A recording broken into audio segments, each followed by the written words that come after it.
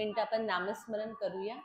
नामस्मरण कशासाठी करायचं आहे ना, की एकदा ईश्वराच्या नावावर जेव्हा आपण आपली पावलं आपली हात हे नाचतो ना, तेव्हा मनुष्याच्या तालावर आपल्याला नाचावं लागत नाही। मग कोणाच्या तालावर नाचायचंय किंवा कोणाच्या तालावर आपल्या टाळ्या वाजवायच्या तर त्या ईश्वराच्या नावावर वाजवायच्या।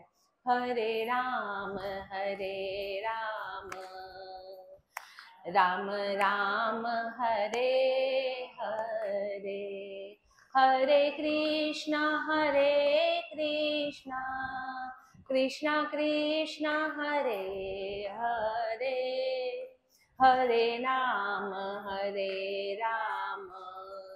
राम राम हरे हरे। राधे राधे राधे राधे राधे राधे। हनुमंत इथे येतात, सर्व देवता जेव्हा तुम्ही बसलात ना तर कथा ऐकायला सर्व देव आले। आणि कधी पण आरतीच्या आधी कथेला यायचं, कारण की देव येत असतात ना तर ते बघतात कोण कोण बसले, त्यानंतर जे येतात ना त्यांच्याकडे देवाचं लक्ष नसतं। त्यामुळे कधीही कुठलीही कथा, मग आपण काय म्हणतो की थोडं उशिरा जाऊ आणि मग बसू, तर कथा सुरू म्हणजे आरती सुरू व्हायच्या आधी तिथे उपस्थित राहायचं आहे। हनुमंतांना नमस्कार करूया आणि तरीही आपण 5 मिनिटं त्यांना वाट बघायला सांगितली आहे। मागच्या वेळेचं भागवत ज्यांनी ऐकलं आहे तर आपण काय झालं की आपल्या युट्यूबचे जे व्हिडिओ डिलीट झाले होते त्यामुळे परत काही पुढचा भाग परत घेत आहोत। तर कथा कोणी सांगितली होती? शुकदेवांनी सांगितली होती। श्री स्वामी समर्थ। शुकदेवांनी पहिली कथा सांगितली होती। तर हे शुकदेव कोण होते? व्यासांचे पुत्र होते। तर यांना 12 वर्ष ते आईच्या गर्भात राहिले होते। एवढं ज्ञान कसं काय आलं होतं?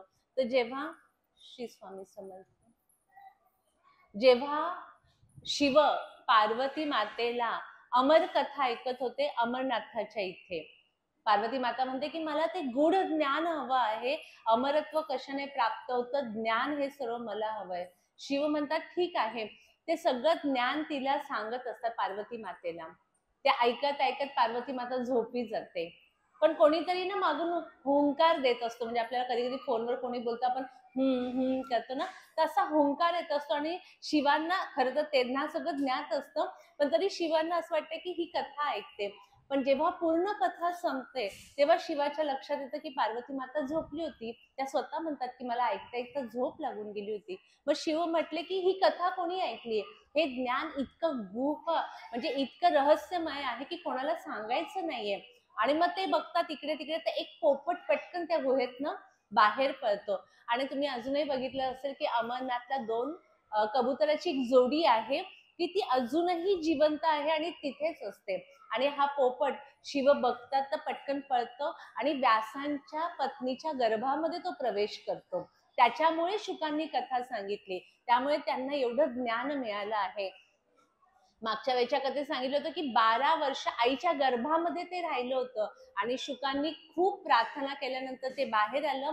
आणि बाहेर आलेल्या मुळातच ते एवढं ज्ञानी होतं की धावत धावत जंगलाकडे निघून गेलं। जंगलाकडे का निघून गेलो? की मला हा समाज, ही माणसं, हे रजतमाचं वातावरण नको। त्यांच्या अंगावर कपडे सुद्धा नव्हते। हा भाग मागच्या सांगितलं होतं की कपडे पण आपण जेव्हा कथेत बसतो मागचा भाग विसरलेला असतो, म्हणून थोडी कथा परत रिवाइंड म्हणतो ना आपण, जे रोजचे डेली सोपचे सिरियल असतात त्याच्यात कसं थोडंसं मागचं दाखवतात, थोडी आठवण करून देते।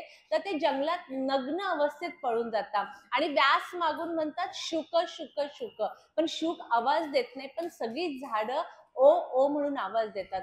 व्यासांना आश्चर्य वाटतं, मी माझ्या मुलाला हाक मारतोय आणि ही झाडं मला कशी काय आवाज देत आहे?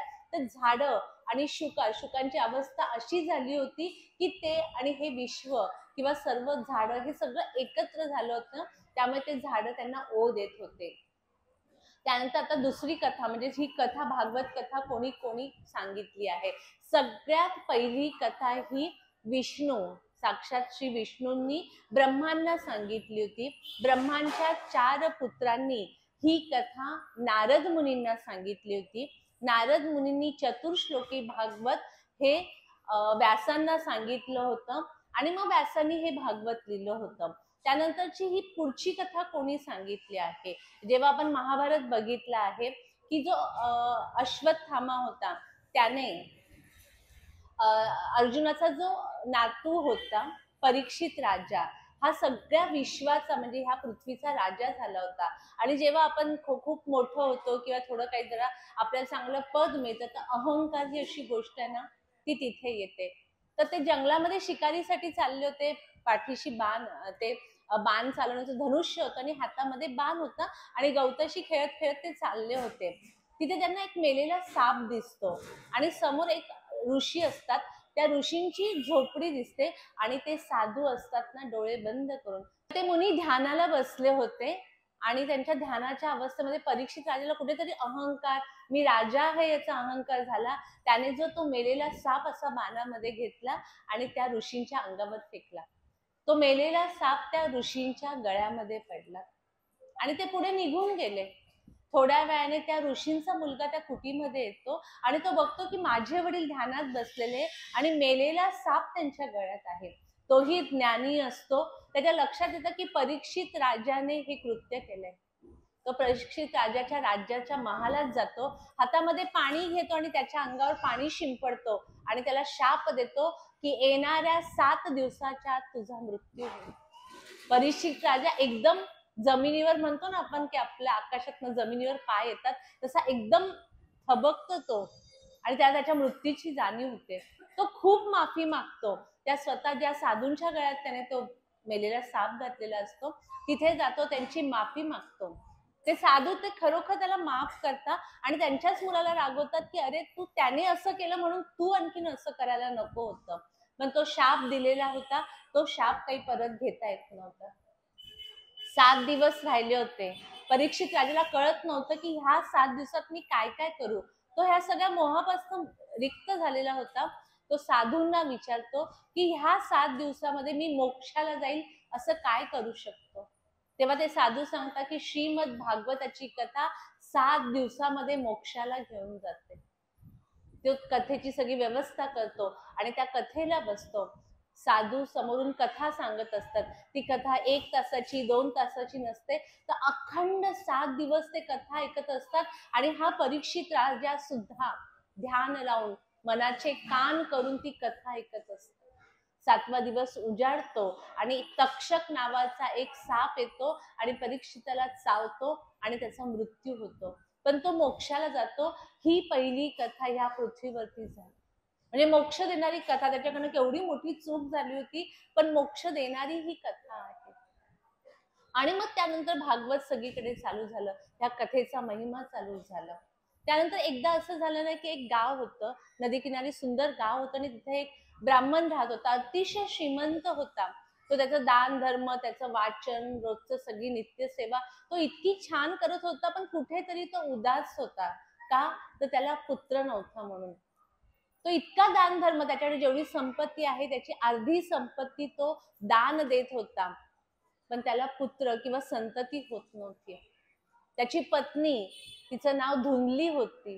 ती जी धुंदली होती ना, ही सतत कोणाच्या ना कोणाच्या बद्दल वाईट बोलणं, घरकामात अतिशय चांगली होती, पण तिचे जे विचार होते ते सगळे अतिशय वाईट होते. आणि हा जो ब्राह्मण होता तो अतिशय सात्विक होता. तो ह्या सगळ्याला एवढा कंटाळला की जर संतती नाही तर माझं आयुष्य व्यर्थ आहे, म्हणून एक दिवस तो सरळ जंगलामध्ये निघून जातो. जंगलात चाललेला असतो, एका तलावाच्या बाजूला त्याच्या मनात विचार येत असतो की हे जीवन जगण्यापेक्षा आपण मृत्यू पत्करलेला चांगला होईल, म्हणून ते नदीच्या बाजूला बसतात, माफ करा तलावाच्या बाजूला. त्या तलावाच्या बाजूला एक साधू येतात. ते साधू म्हणतात की तू इतका उदास का बसलेला आहे. खरं तर ते आत्मज्ञानी असतात, त्यांना सगळं माहित असतं. तेव्हा यांना अगदी ते त्यांना शरण जातात आणि सांगतात की मला संतान नाहीये, मी एवढा पापी आहे की जेव्हा मी पितरांसाठी तर्पण करायला जातो ते पाणी गरम होतं. म्हणजे मी सांगितलं होतं की पितृ लोकांमध्ये पाणी नाहीये, त्यामुळे आपण पाण्याचं तर्पण करायचं असतं. पण मी जेव्हा पितरांना पाणी द्यायला जातो तर ते गरम होतं. ब्राह्मणांना जेव्हा मी दक्षिणा द्यायला जातो, ती दक्षिणा त्या अत्यंत खराब चेहरा करून ती दक्षिणा स्वीकारतात. इतका मी पापी आहे, ह्या जन्माचा मला कंटाळा आलाय, मला संतान नाहीये आणि संतान विरहित आयुष्य हे नरकापेक्षा वाईट असतं आणि मला ते जगायचं नाही आहे. तेव्हा ते साधू डोळे बंद करतात आणि परत त्याला सांगतात की तुला ह्या जन्मात नाही, पुढच्या 7 जन्मामध्ये संतान नाहीये. त्यापेक्षा तू एक काम कर ना, संन्यास धर्म स्वीकार आणि आनंदाने ईश्वराचं नामस्मरण कर. त्याला एवढा पुत्रमोहाने तो मोहित झाला होता ब्राह्मण, तो शरण जातो त्या साधूंना, सांगतो की जर तुम्हाला एवढं ज्ञान होऊ शकतं तर तुमच्या ज्ञानाने, तुमच्या शक्तीने असं काहीतरी करा की मला एक तरी मुलगा किंवा एक पुत्र होऊ द्या, नाही तर मी तुमच्या समोर इथे आत्महत्या करेन. ते साधूंना आत्महत्येचं पाप लागेल ह्या भीतीने साधू एक फळ घेतात, त्याच्यावर काही मंत्र करतात आणि सांगतात हे जे फळ आहे ते तुझ्या पत्नीला खायला दे. खाल्ल्यानंतर 1 वर्ष तिला व्रतस्थ राहायला सांग, चांगल्या गोष्टी ऐकायला सांग, चांगल्या गोष्टीचं ध्यान करायला सांग, तिची वागणूक ह्या वर्षभरामध्ये चांगली राहू दे. बघा कधी कधी आपल्या नियतीमध्ये किंवा भाग्यात एखादी गोष्ट नसते आणि आपण हट्टाने मागितल्यावर काय होतं पुढे कथेमध्ये आहे.